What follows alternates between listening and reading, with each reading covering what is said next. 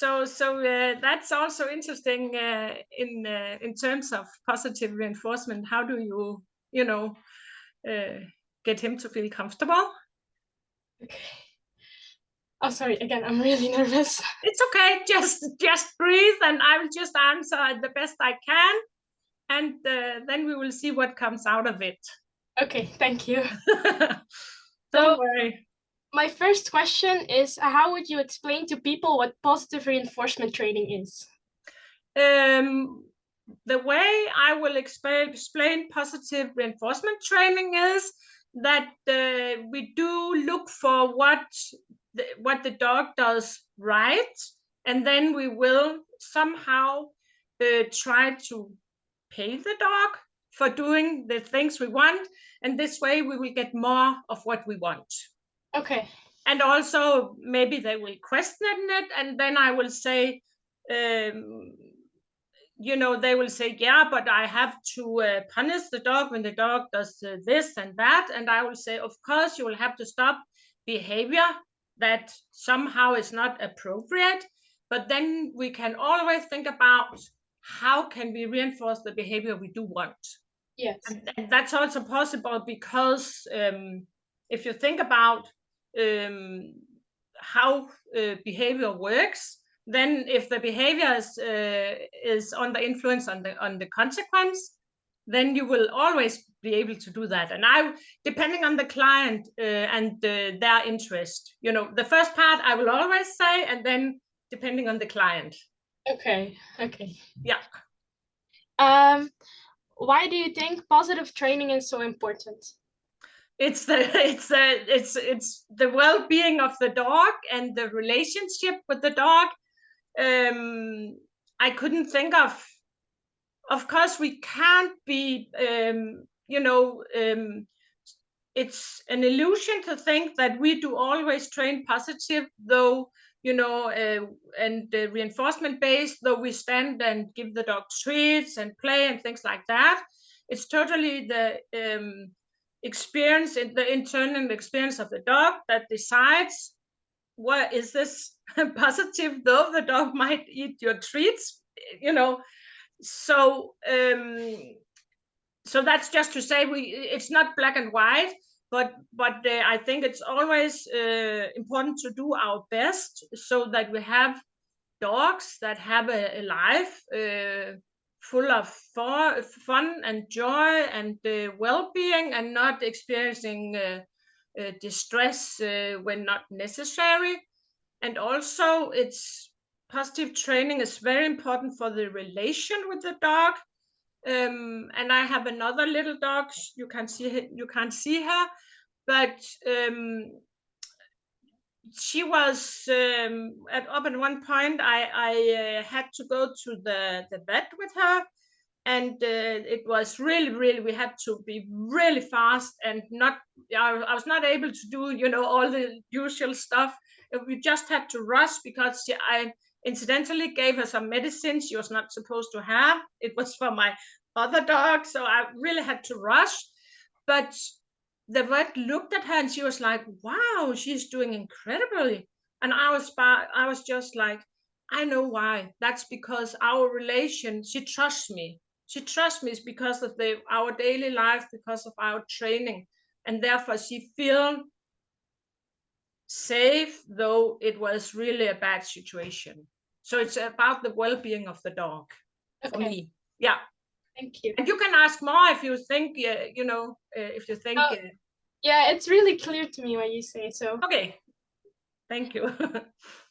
Have you ever had a dog that you couldn't help? That Yes. you could train? Yes. Yeah? Yes. And then why was this dog too far gone? Oh, actually, I think I could have a dog. I couldn't help because of the dog. But the case I'm thinking of is actually because of the caregivers, the owners, what you prefer to call them, because they did not agree upon what I was trying to help them with.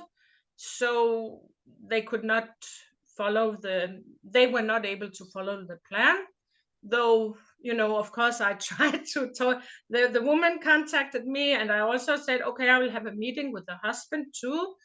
And he was just like, yes, and that's good. But you know, they did not agree, and they did not follow my plan. So Okay. I can't help them. Dog training is, you know, for me, it's mostly about helping the caregivers. I'm not training the dog. Yeah.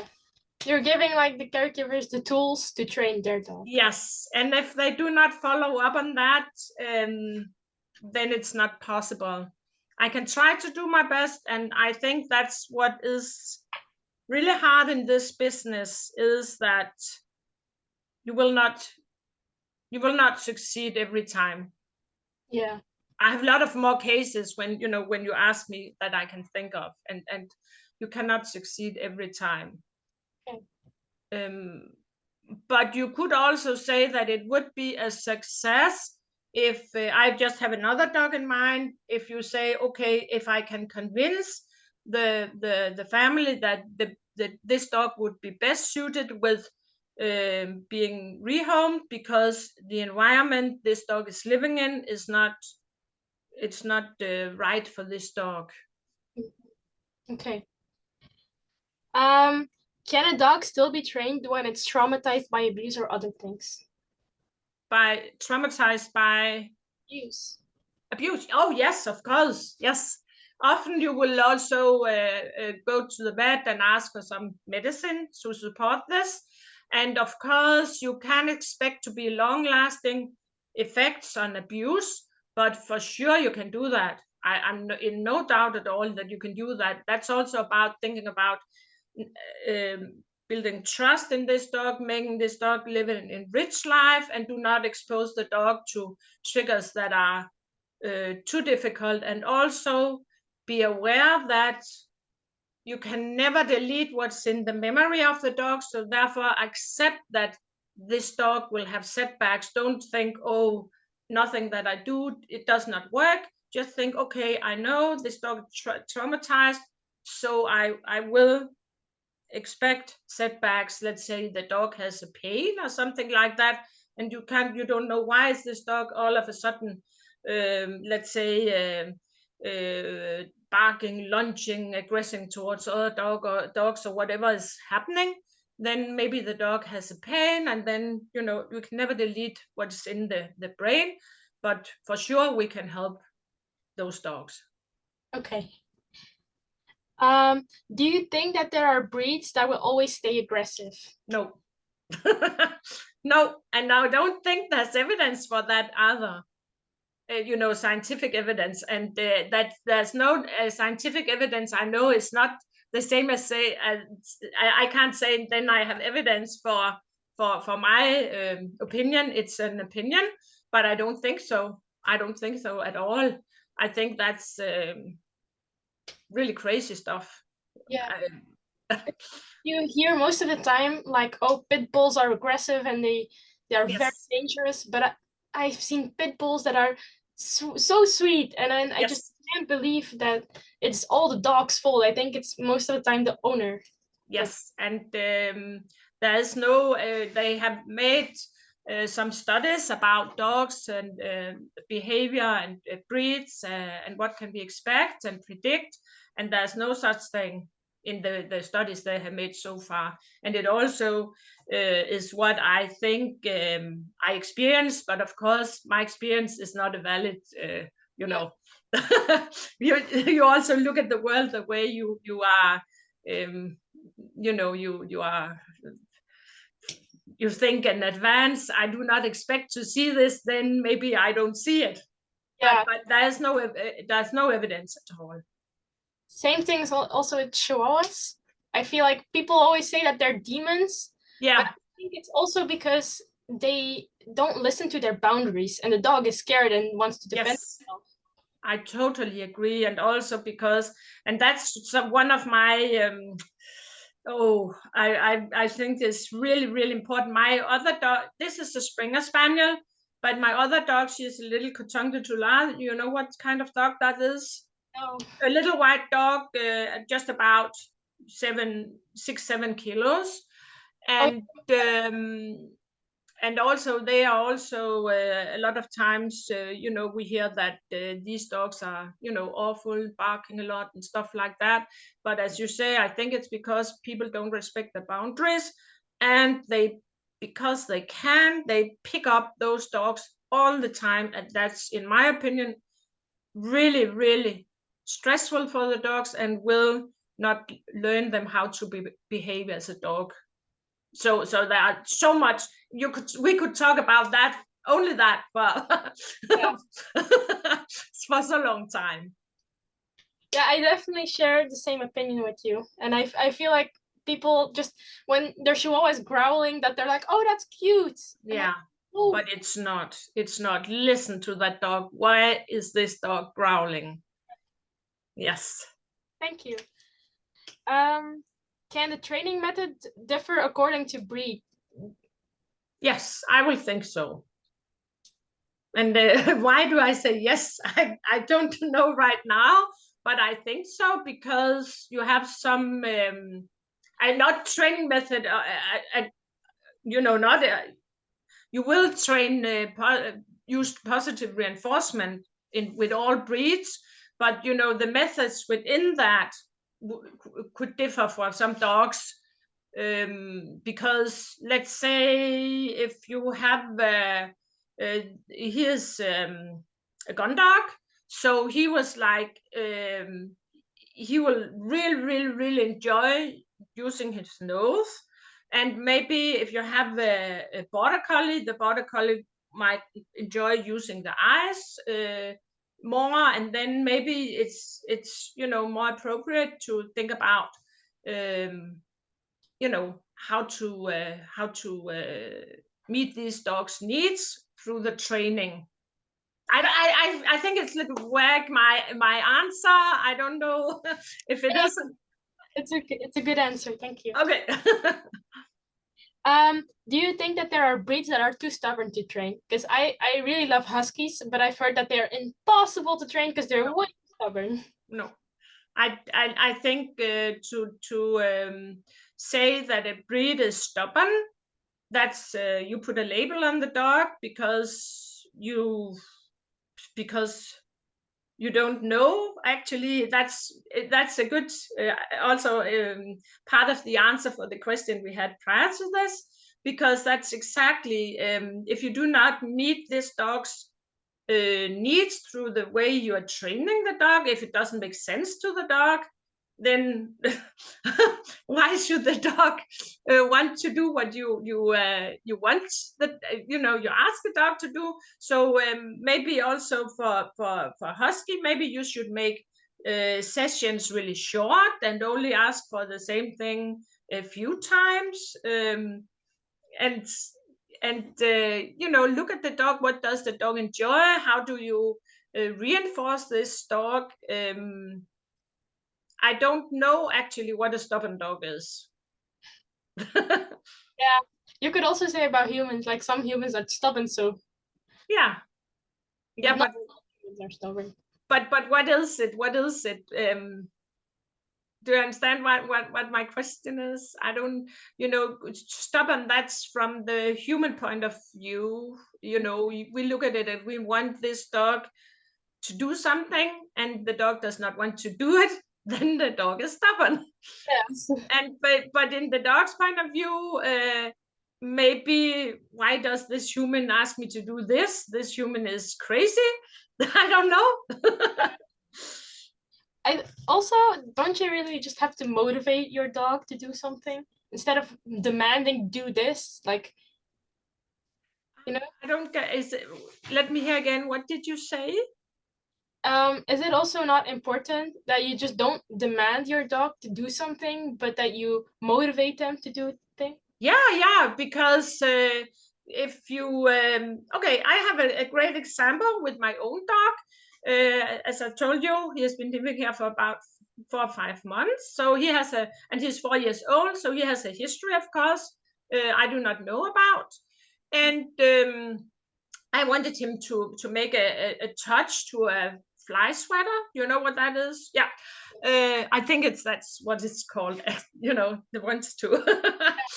And I thought we could use that as a target stick. And he was like, I think, okay, doesn't he understand it? Do I have to use, you know, make it my setup different, or or what is going on?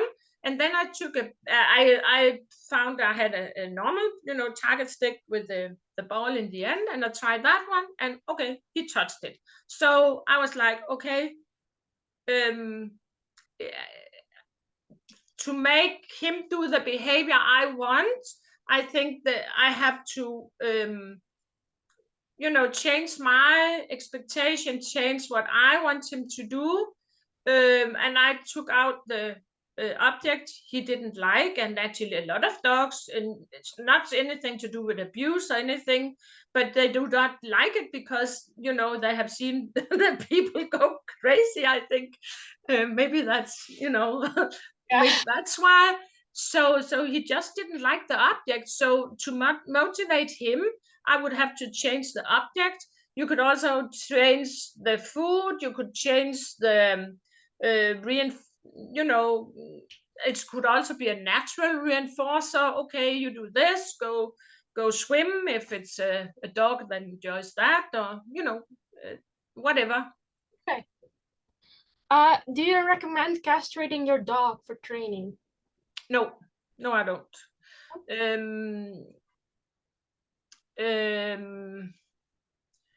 I think it's, I don't know. It's a difficult question, and I'm not a vet, of course. And if people talk about it, I will recommend go to the vet, but I would never recommend doing it because, you know, it also has some consequences for the dog that that can be, yeah. Some people online say that if, especially for male dogs, if you want to train them and they're not castrated, that they're very difficult because they're more busy with, you know, what's going on what's going on down there than the training. But maybe it's because they are not, you know, great trainers. That's a possibility. Okay, thank you. What should you take in account while training? I'm not sure if that question makes sense because it was really hard to translate it, but I mean, like, when you're training, what is something you really have to think about, like good timing or other things like that? Okay, I don't know. I will try to answer, and then you may say if that's not what you're asking me. But if I'm training, then I will always say to my clients, you know, start somewhere without any distractions, and not the best treats, but not, you know, not the kibbles, but, you know, make it easy for the dog to understand what you are trying to teach the dog. And then you can slowly, you know, move out and take a little bit of distractions, and later on, you know, increase the level of distractions, maybe the, and also the difficulty, let's say, in terms of duration or distance, or, you know, but always start with make it easy, really easy for the dog to understand, and short sessions, really, really short sessions also in the beginning. And then you can over time see if this dog is able to do well and have fun in longer sessions. That you have to learn the dog, you know, to know the dog before you know that. And also dogs learn to learn. So where, you know, the way I'm training him is not the way he's used to being trained. So I train him in really, really, really, really short sessions. And my other dog, the untrainable little couldnt too large, he can train, you know, really, really long time and enjoy it. How long are those sessions, like the short ones? The short ones, oh, that's like maybe 10 repetitions of the same behavior, and then another, you know, 3 different behaviors, maybe really in, I do not take the time, but at the most 1 minute of each, and then I will ask him to go to his bed, and then I will train my other dog. And this is my preference. When I train my dogs, I always have them in the same room, and also pay the dog waiting, because it's also really difficult. Okay. Was it an answer? Yes, that was exactly what I needed. Thank you. Okay. Do you think dogs need mental stimulation? Yes. they do, and I think it's really important for their well-being. If we don't meet such a need, then we will see often some of the behaviors that people do not like and label like naughty, and Yes. barking without any reason, and not able to walk on leash without pulling as crazy, and all those stuff. And how would you explain what mental stimulation is to other people? I will explain. I usually do not explain mental stimulation in one. I usually explain that the dog will have to, the dog will have to has a need of using, let's say, sniffing, exploring, problem solving, independence, which is often overlooked. And then I will give them some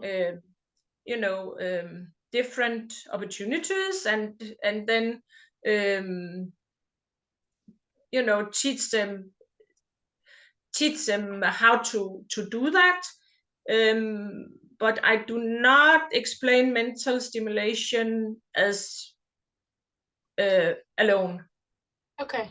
But I more look at it as it's important for your dogs and your own well-being as well, that you're meeting your dog's needs, and this is one of the needs. Okay. What are your favorite training methods and why? I'm completely lost. What are you asking? Well, I was thinking like methods like clicker training. Okay, clicker training, luring, or stuff like that. I use, oh my goodness, I will think, it's not an official term. I think lure shaping. I don't know what that is. I will often lure a little bit to get things started. Not if you have an experienced dog. My little dog, she's clicker trained. She will completely understand right away. Okay, I just have to offer some behaviors, and then we can easily get a training session started. But with him, if I stand up and expect him to do something, let's say I could take an object. I want to teach him to touch something with his paw. Then he would just look at me. I don't know. You tell me. That's what he's used to. So we have to look at the individual dog to decide. And therefore, with him, I would do that, what I call lure shaping. I would like, okay, we have this target here, and maybe throw a treat towards it to get him moving, and then switch as to him being more the problem solver than me telling him what to do. I prefer, and that must be the answer, I prefer that the dogs are part of the process together with me, solving the problems. But I do have to look at the individual dog, because not all dogs are able to do that. Okay. Yeah. How would you start training an aggressive dog while making sure that you are safe? If I was to train an aggressive dog for a client, you think, or what are you thinking? Yeah, when there's like an aggressive dog who is known for biting, how would you start training and still making sure that you don't get bit? Okay. But is it in the home of the people, or what do you... That you can choose. Okay, I will say, I will say, okay, we talk about in the home. Then I will make a safe setup. Let's say, ask them to put up a baby gate, or stuff like that, and then we could see how the dog reacts. But I will make a safe setup in any, no matter what, safe setup, safety. Yeah. And also then we could try to see how the dog reacts. But I would not just start training an aggressive dog. I would actually I would start by things that we had talked about prior to this. Finding out how is this dog's life enriched, and maybe should we talk to the vet about medication, and getting a foundation first, not just train the dog. I would never do that. Okay. So first, do you also look why the dog is aggressive? Yes, try to figure out what is going on here. Okay. Of course, yes, but I wouldn't just jump to training. Okay. And do you think it's possible to train a dog with a muzzle, or do you think that's... Yeah, you can do that. I think it's completely fine with the muzzle if you teach the dog to be comfortable with the muzzle, and the muzzle fits so the dog can open the mouth, drink, and stuff like that. But I would not just tell the people, put on a muzzle, I will train your dog. I wouldn't start there. Okay, thank you. Do you use clicker training? Do you like it, and why?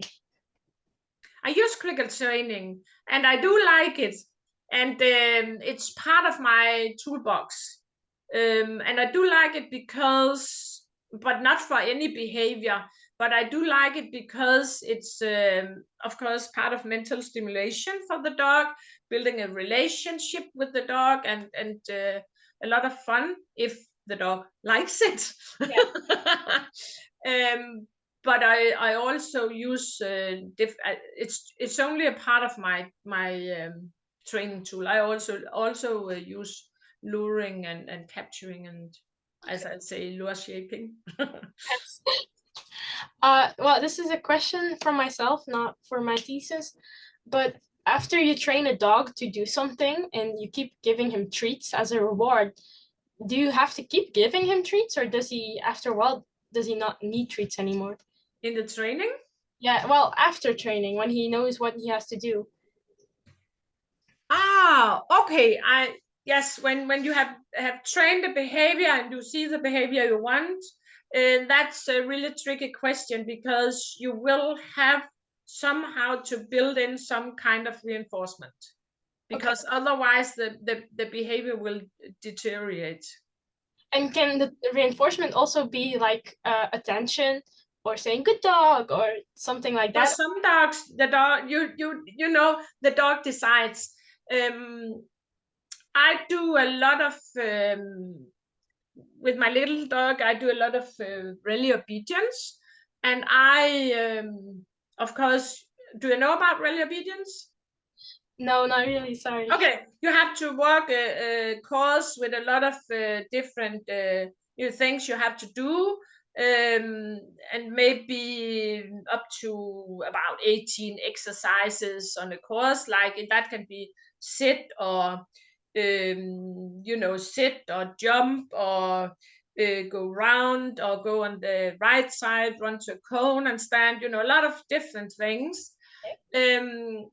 And she has to be able to do that for competitions, of course, without any reinforcement, other than hopefully she finds it fun being doing this with me, and she will get a really bonus afterwards. And I will normally show her the bonus before we go and say, this is for, she knows this is for you, and put it. on there, and then we will go. But I have built up for that, and I build up for that by when I'm training. Then sometimes you will get a reward after just one. Oh, excuse me, my computer is running out of power. Just a second.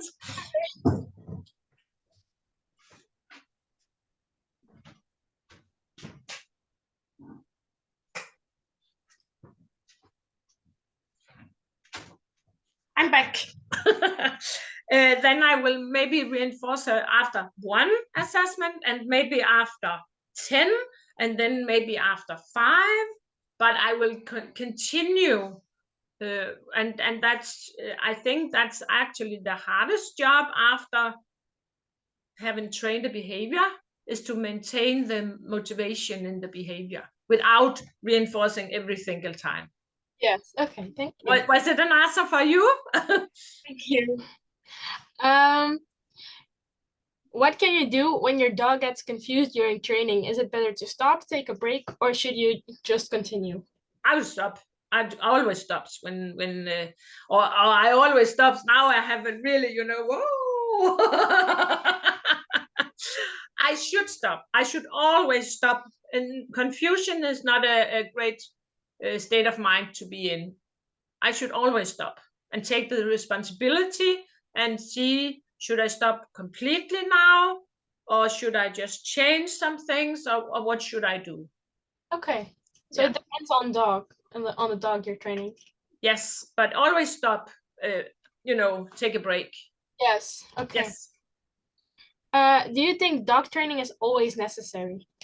No, I don't. But because we did well without dog training, I don't know. Did this start in the 50s or something like that for real? But I think it is a great way, especially we have more and more less and less freedom on our dogs. It's not possible just to let a dog run down the street because this dog will get, at least it's very possible, this dog will get hit by a car. And people also have dogs, let's say they are home alone for many hours a day. So then, the training part can also be part of enrichment and being a good citizens for the dog, not jumping at people and barking at people and stuff like that. But some dogs will do, they will do just fine without that. So no, but I love dog training. That's of course you. Yeah. Yes. At what age do you think puppies are ready to be trained? I know it differs from breed to breed, but like, what's the general age? Like how many? But what is training? Because actually you start training more or less at the breeder. Okay. It depends how you think of training. Yes. Because the breeder will often, start by, making a recall maybe for the puppy, or teaching the dog to walk on different surfaces or through a tunnel, or, that's is it training or is it habituation or what is it? I don't know. Okay, yeah, that's a good answer. Thank you. So that was my last question. Wow. Thank you for wanting to do this interview. Of course. And did you get answers that you could use? Yes, I got really good answers. Thank you. You're welcome. I will stop the recording.